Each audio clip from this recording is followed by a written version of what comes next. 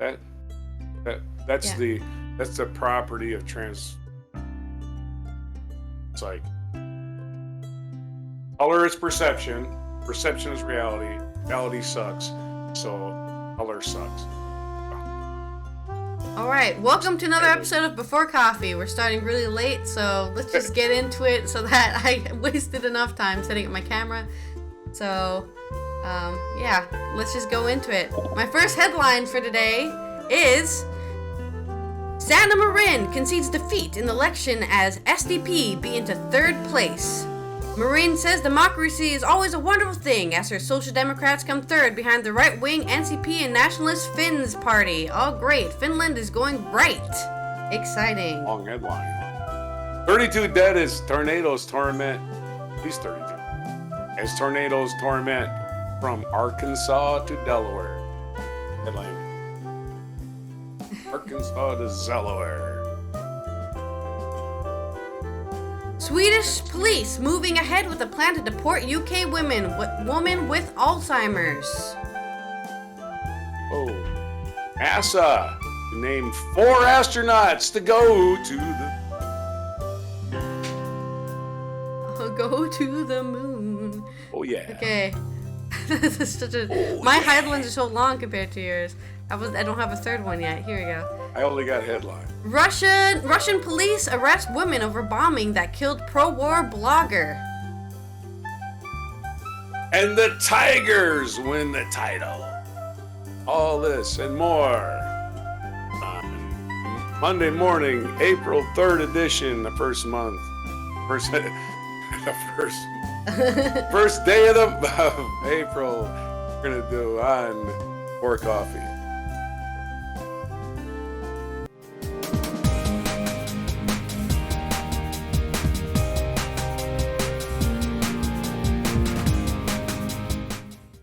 All right, with my first story. Sanna Marin suffers defeat in Finland. Finland's Prime Minister Sanna Marin has lost her battle to stay in power after center-left Social Democratic Party was narrowly beaten in third place in a cliffhanger election by its conservative and far-right rivals. With all the votes counted on Sunday, the right-wing National Coalition, NCP, won 20% of the vote, with the populist Nation First Finns party scoring 20.1% of the vote. Marin's SDP took 19.9% of the vote. Voter turnout was 71.9%.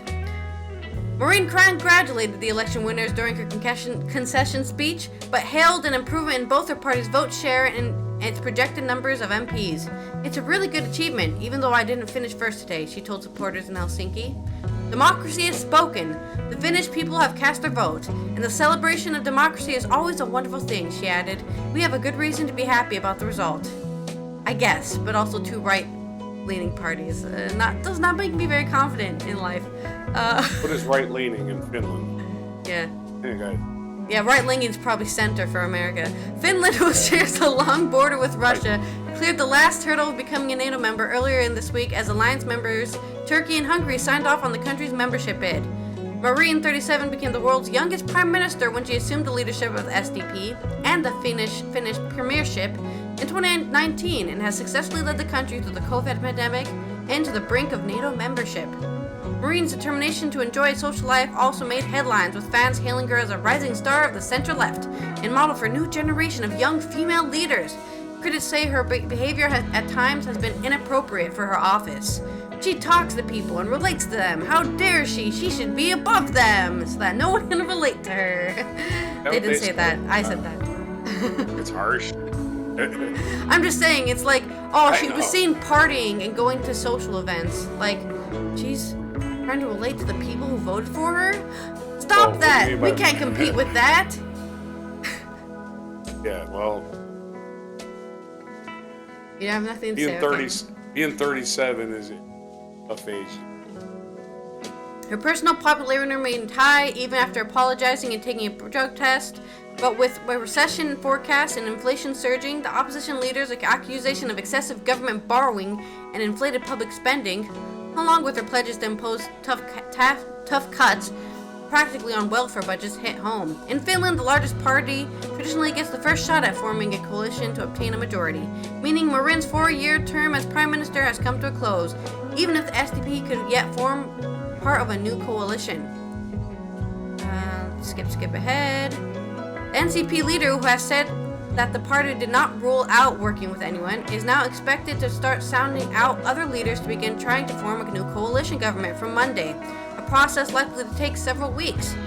He could only try to assemble a right-leaning blue-black coalition with the Finns and one or more smaller parties, but may also decide to pursue a cross-spectrum blue-red alliance with the SDP and its allies. An outcome analysis sees as perhaps most likely, despite significant policy differences.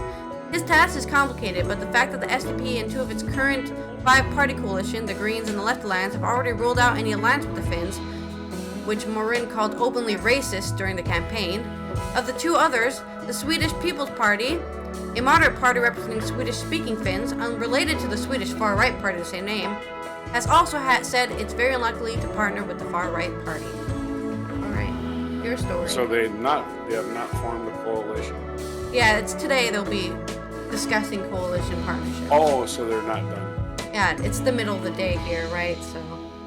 So they're not Finnish. All that for a dad joke. Anyway. Now I can't.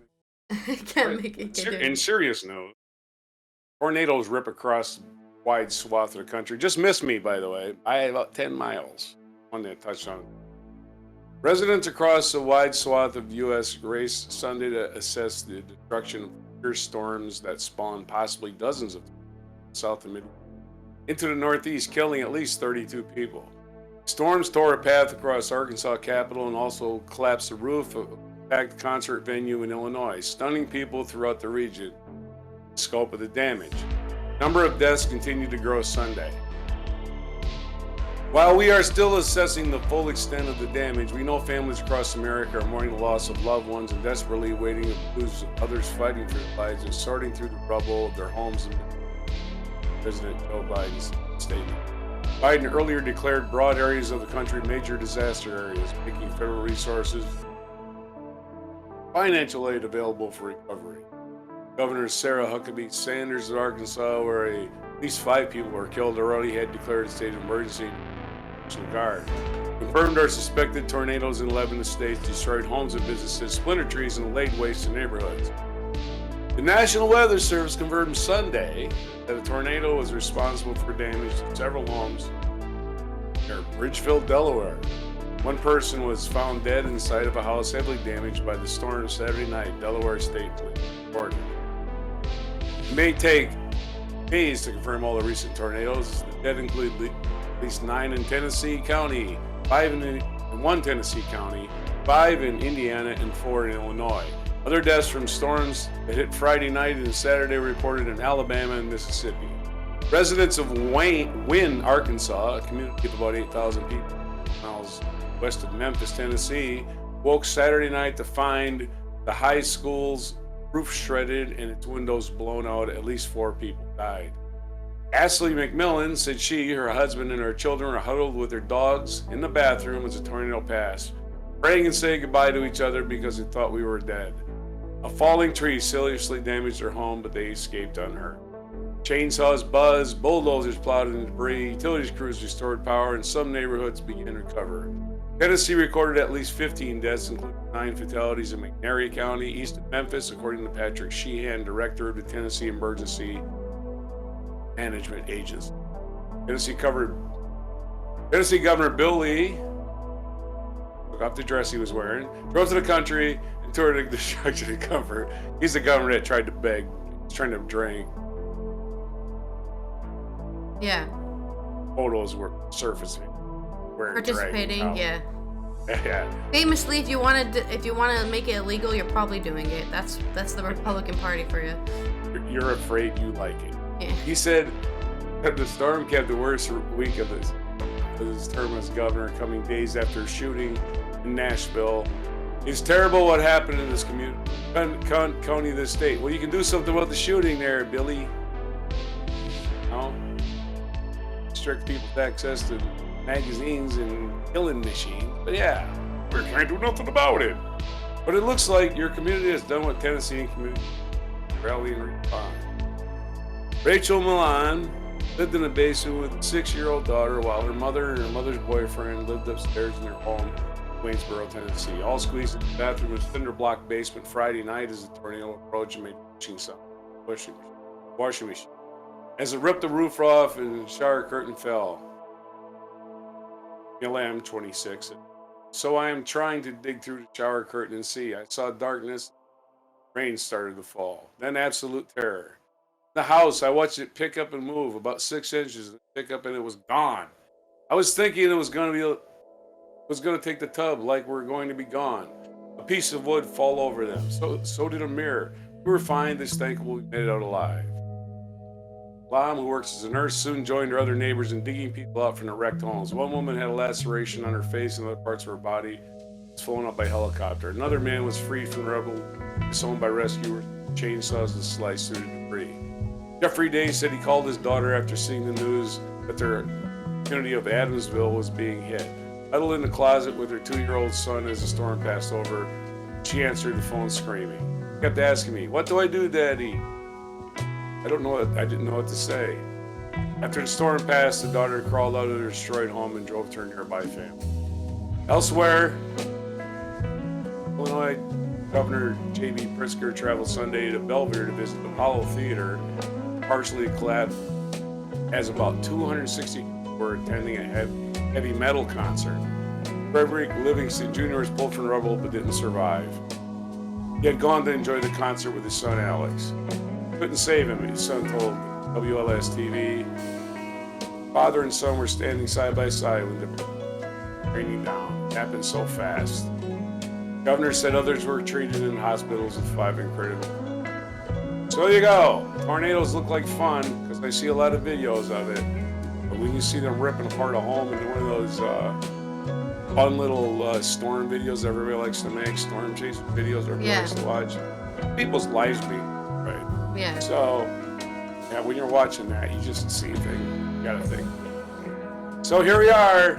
I missed that tornado. If you look at a map, Bridgefield, Delaware, that tornado came right by here. Went right up. It went between here and east. So close. Pretty close. And it touched down. Yeah. See it right. Anyway. Yeah, I saw a video of a guy who filmed his house getting destroyed by a tornado, and his wife died.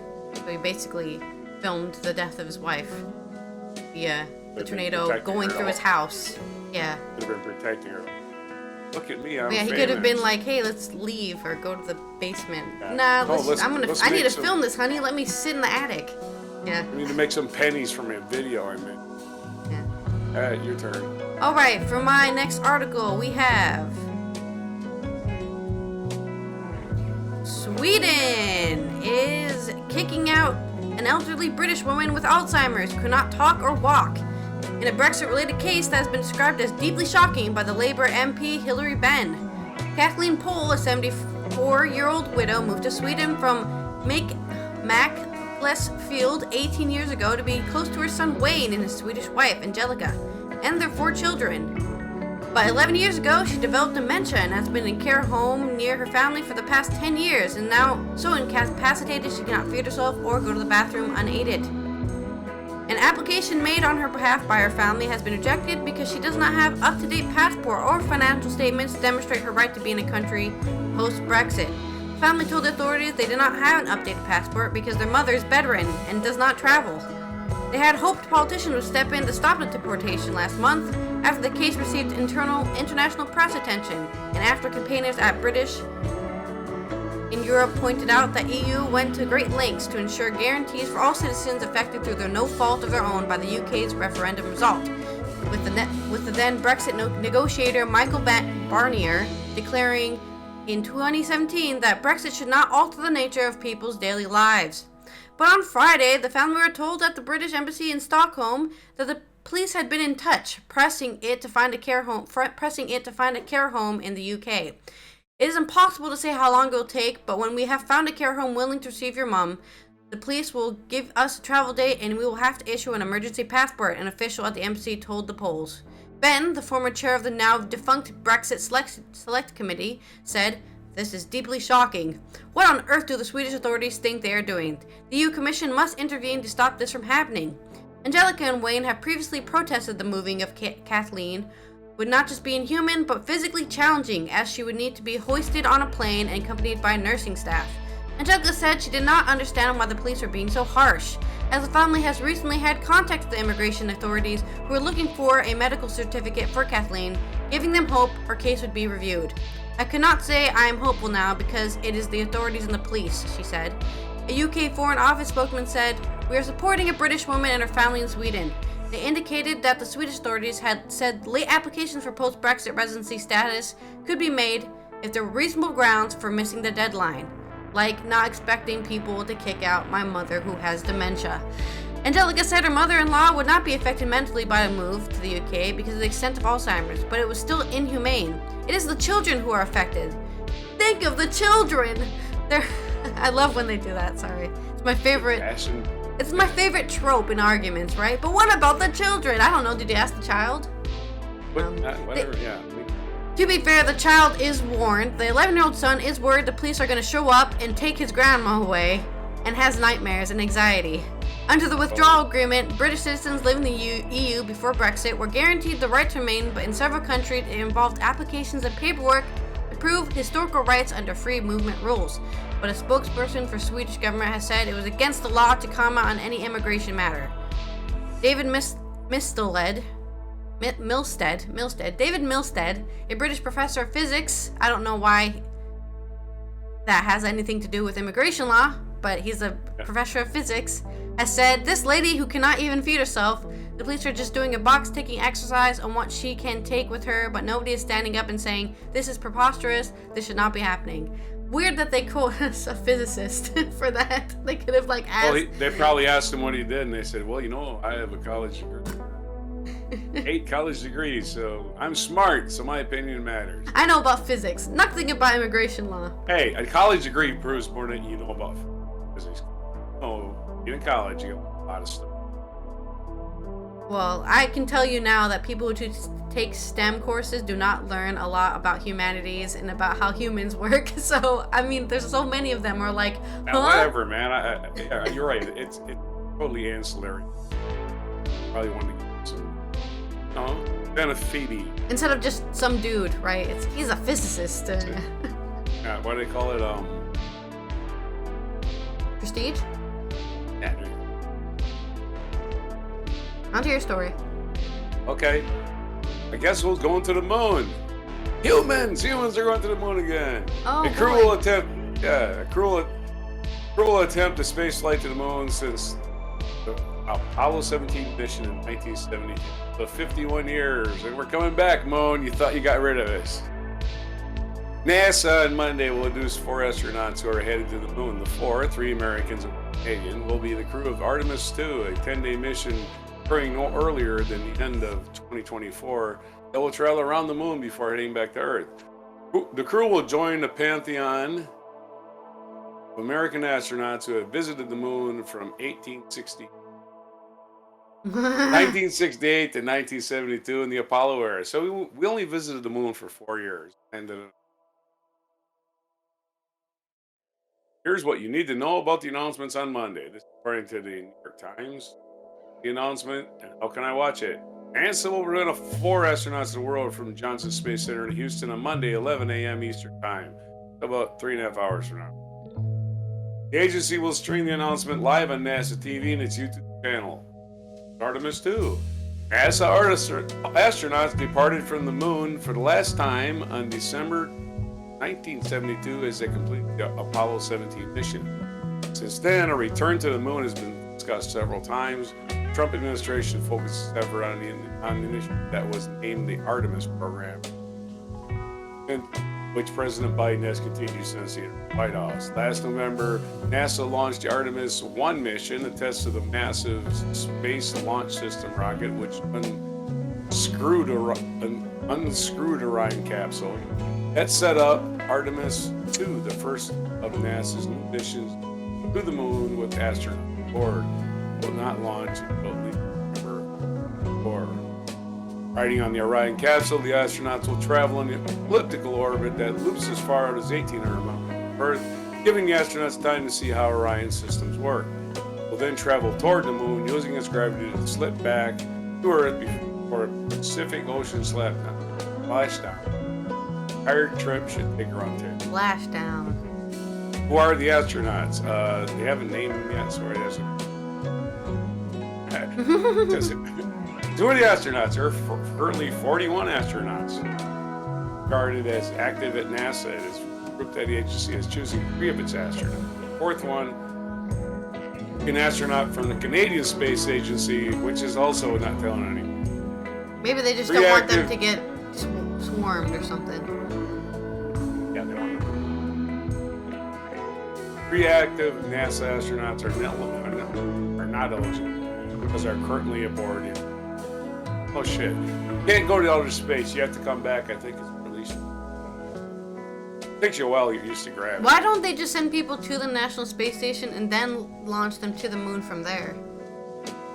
I think it's because once you're in space for such a long time, your body's. No, I mean specifically like somebody's there for like a month and then you just send them to the moon as well. That's what they ought to do is put a space station. You don't need jet propulsion to launch them space from the moon. You just let them go. Yeah. They're out in space. You just give them a little boost and they're gone. You're never getting them back. Anyway, that's our NASA news for today. We're everybody's like, hey, yeah, we're not going. We're gonna make sure everything's still working up there. Yeah, make sure we can still return somebody. Yeah. That was a big thing. We knew we could get them. We always knew that. We just Yeah. All right. In my news, Russian police are arresting somebody who delivered a bomb that killed a prominent pro-war Russian military blogger in a blast in a cafe in central St. Petersburg on Sunday. Russian authorities say Vladlen Tatarsky, whose real name was Maxim Fomin, was killed by a bomb blast as he was hosting a discussion with other pro-war commentators at a cafe on the banks of the Neva River in the historic heart of St. Petersburg. Russian news reports said that the bomb was hidden in a bust of the blogger that the suspect had given him as a gift moments before the explosion, which also wounded more than 30 people. On Russian media, a video was circulating that appeared to show Tatarsky, microphone in hand, being presented with a statue of a helmeted soldier. It said that the explosion happened minutes later. Wow, you couldn't have made it even more dramatic. Like, not when he got home, put it on his... No, let's do it right now. Here you go. Explode. right. He was like a film. Yeah, I think so. Russian police said that they had identified a woman called Darya Trepova as a suspect, adding that she was arrested in an apartment in St. Petersburg following a search on Monday morning. Sources in the country's interior ministry told the RBK news outlet that the attack was carefully planned in advance by several people. Tatarsky, who had more than 560 followers on Telegram, which is a messaging app that can also be used as social media, was one of the country's most influential military bloggers. He emerged as one of the loudest critics of Russian Defense Ministry of last year for its inability to achieve military gains in Ukraine, and frequently traveled with the Russian troops on the front lines. In one instance, he called for a tribunal for the Russian military leadership, describing Moscow's top officers as untrained idiots. He also was among the attendees at the Kremlin ceremony last September, where Vladimir Putin proclaimed Russia's annexation of 4 partly occupied regions of Ukraine, a move widely condemned by the international community. It was not immediately clear who was behind the explosion. The Russian Foreign Ministry's spokesperson Maria Zakharova appeared to blame Ukraine, saying, "Oh yeah, Ukraine did it. Easy scapegoat." Said that Tatarsky's activities have won him the hatred of the Kiev regime, and he and other Russian military bloggers had long faced Ukrainian threats. The head of the Wagner parliamentary group, Yevgeny Prigozhin, said in an audio message that he would not blame the Kyiv regime for it. I think it's the work of a group of radicals not linked to the government, he said in a statement. Prigozhin, that sounds like a medicine, added that the cafe where the incident occurred previously belonged to him. A top Ukrainian government official said the explosion that killed Tatarsky was part of an internal struggle. Spiders are eating at each other in the jar, the Ukrainian president advisor Mike Kalyo Podolyak tweeted. Question of when the domestic terrorism would become an instrument of internal political fight was a matter of time. Tatarsky's death is the second killing in Russian territory of a prominent pro-war figure. Last August, Darya Dugina, the daughter of the ultra-nationalist Russian ideologue, was killed when a bomb blew up the Toyota Land Cruiser she was driving. Russia has accused Ukraine's intelligence services of carrying out the killing, but Ukraine denies involvement. It's like, come on, guys. We're gonna kill some YouTubers? Really? If we can kill some YouTubers, why don't we just bomb an actual leader of political movement? Like, why would we bomb a YouTuber if we can just... If it's easy to bomb a YouTuber, bomb somebody more important, you know? Very weird. Fascist. He's a fascist blogger. We're gonna invade Kuwait. I've seen this. We're gonna invade Kuwait. We're gonna take... Come on, we're gonna do it. Ukraine. We're gonna invade Ukraine. We're gonna do what we want. We're gonna do what we want. You've seen it. We're Ukraine. We're better people. Rest in pieces. Say. Your story.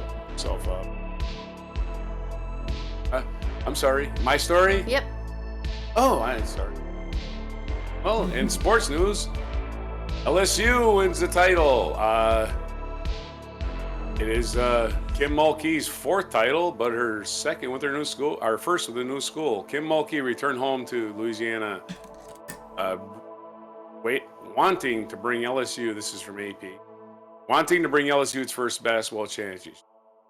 Louisiana State University, by yeah. The Hall of Fame coach did just that in only her second year at the school. Tigers used a record offensive performance to beat Caitlin Clark in Iowa 102-85. That's a lot of points for a college game. And win the first college title. No, seriously, 100 points is ridiculous. College game. Did they miss a shot? And win the first basketball title, men's or women's, in school history.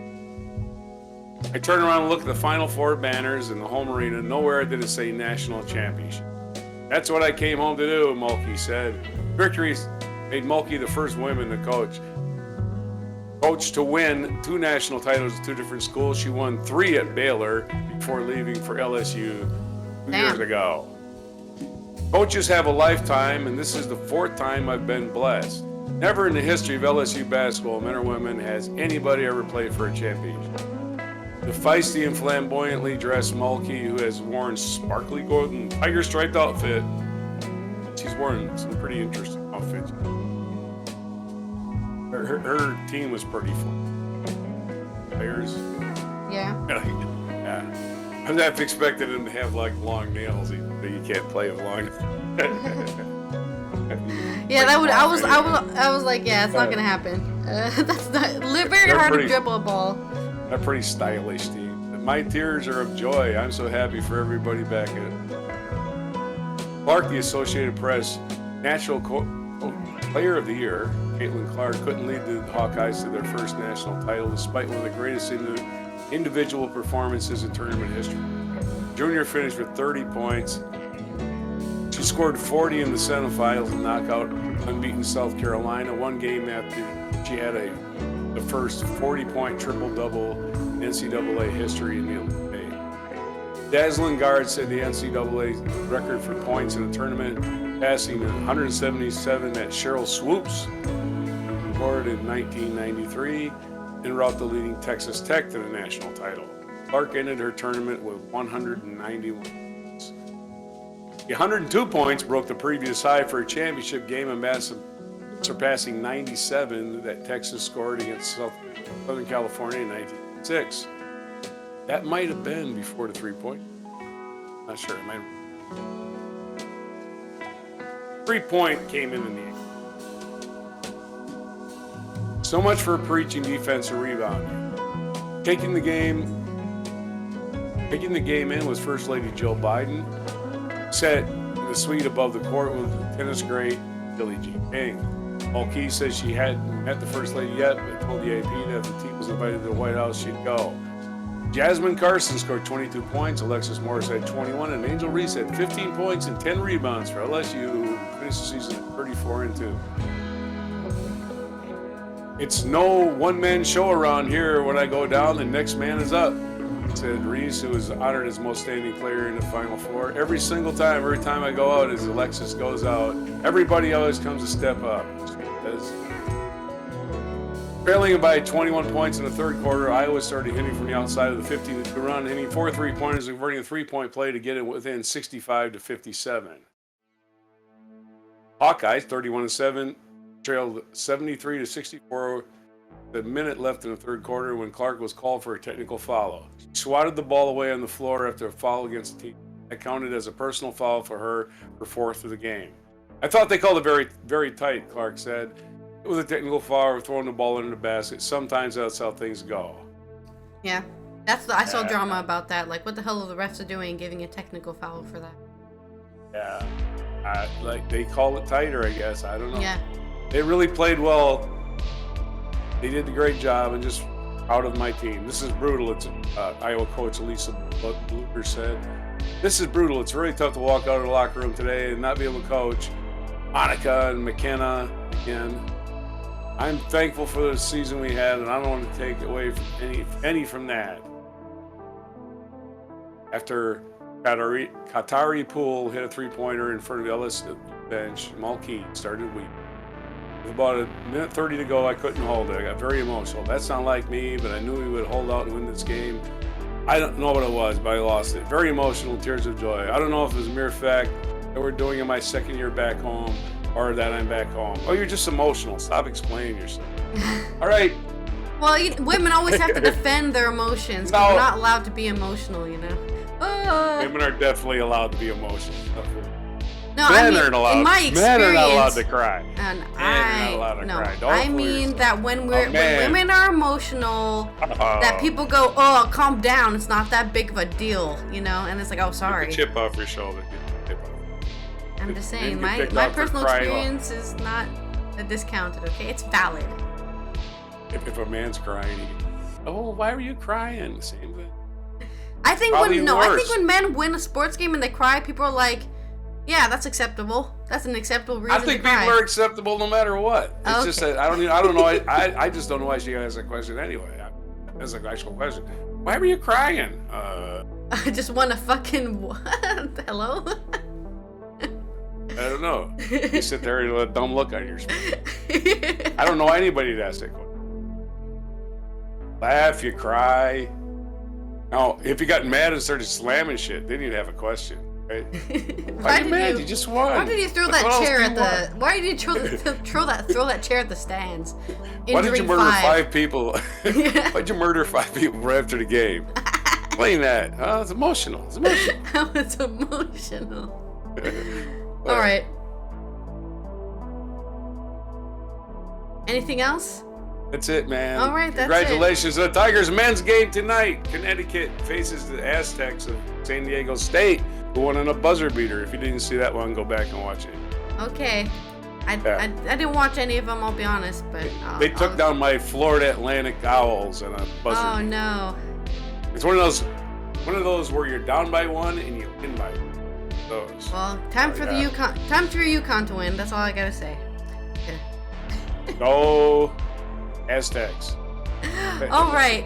In my culture news, Doctor Who star Nkuti Gatwa has been named the most powerful person on the British television, beating broadcaster Hugh Edwards the top spot. The 30-year-old actor topped the RadioTimes.com TV 100 Power list after rising to prominence for his role as Eric in the Netflix series Sex Education and being set to debut as the Doctor at the end of this year. Gatwa, who said the accolade was bloody lovely, beat the Duke and Duchess of Sussex, who were ranked 15th, and Edwards, who was placed as the runner-up after announcing the death of the Queen last year. Making up the top 5 are Heartstopper writer Alice Osman in 2nd place, White Lotus actor Jennifer Coolidge in 4th, and House of Dragon breakout star Emma D'Arcy in the 5th. Got was said, being recognized for anything is just bloody lovely in it. Let alone being on the RadioTimes.com TV 100% list. TV is on fire at the moment, and so to the list as well feels extra cool. Extra cool. The Titans have topped the list before, such as Russell T Davies, Michaela Cole, Jodie Whittaker, Phoebe Waller-Bridge, and Olivia Colman. These are all people who are in Doctor Who, in case you didn't know. I don't think you watch. I do watch it, so I know all the actors. Remember David Tennant? Yeah. Well, Russell T Davies was the showrunner during David Tennant's time, right? Okay. They're all inspirations to me, and their work is something I aspire to. They're just really great storytellers above all else, and that's all I could want to do. Doctor Who screenwriter Davies, who topped the TV Power list last year, said of Got Was When, sometimes, you've got a secret, and you hold it close to your chest and let it burn, because secrets are so delicious. I've got that right now, because my secret is seeing Nkuti with Millie Gibson on the rushes of Doctor Who every single day. Oh my god, this is so good. They're currently filming the new season right now. I can promise you a complete new Doctor, and yet a Doctor utterly faithful to the 60 years that came before. Soon the secret will be out, and we'll all be dancing. The annual Radio TV Times 100 Power List celebrates the standout talents on screen and behind the scenes responsible for landmark moments in 2022. It is compiled by leading figures from across the creative industries, including the BBC's Director of Content, Charlotte Moore, who praised Gatwa's incredible dynamism,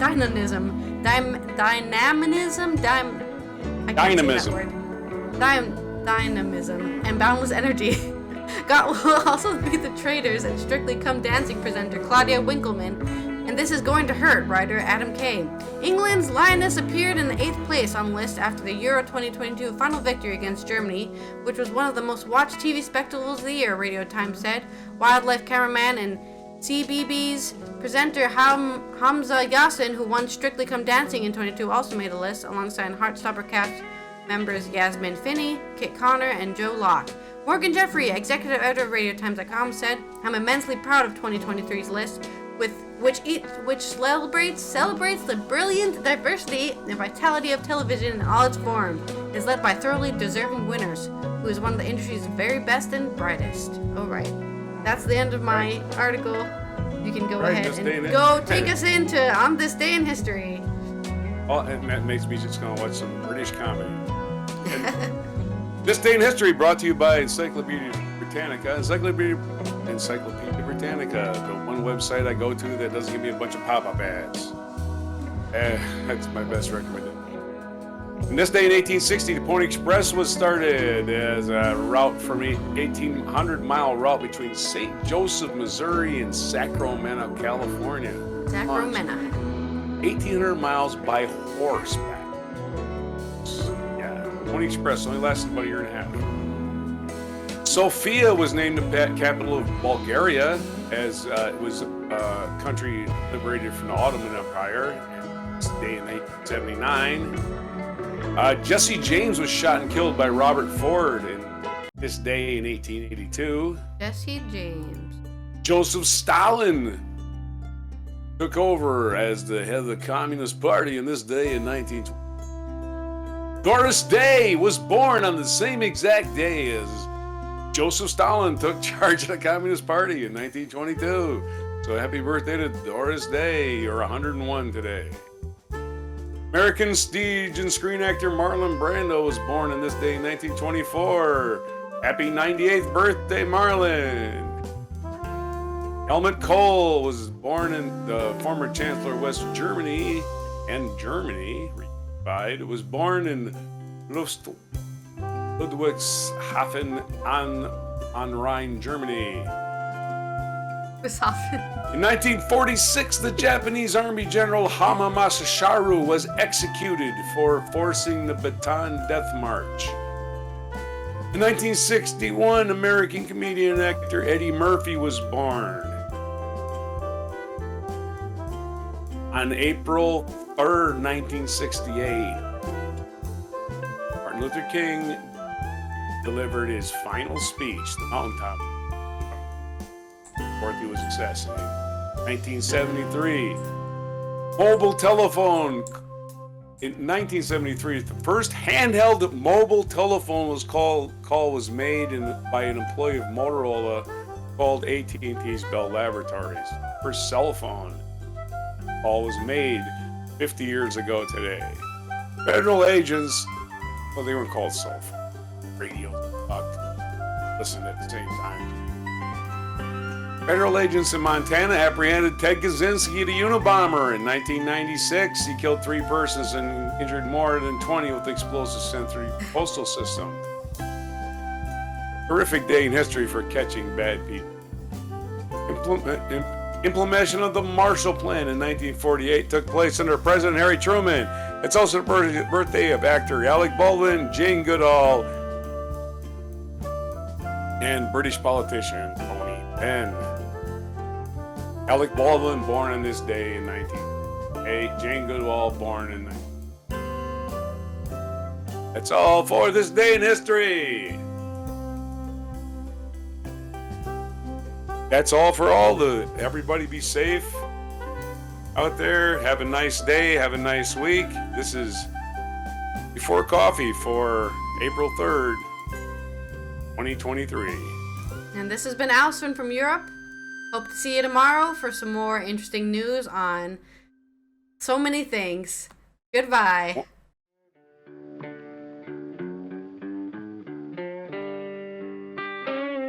Be sure to hit the like, subscribe, and notify buttons, and follow our other channels, Toxic Alley, History of Gravy, and Scratchy Old Records.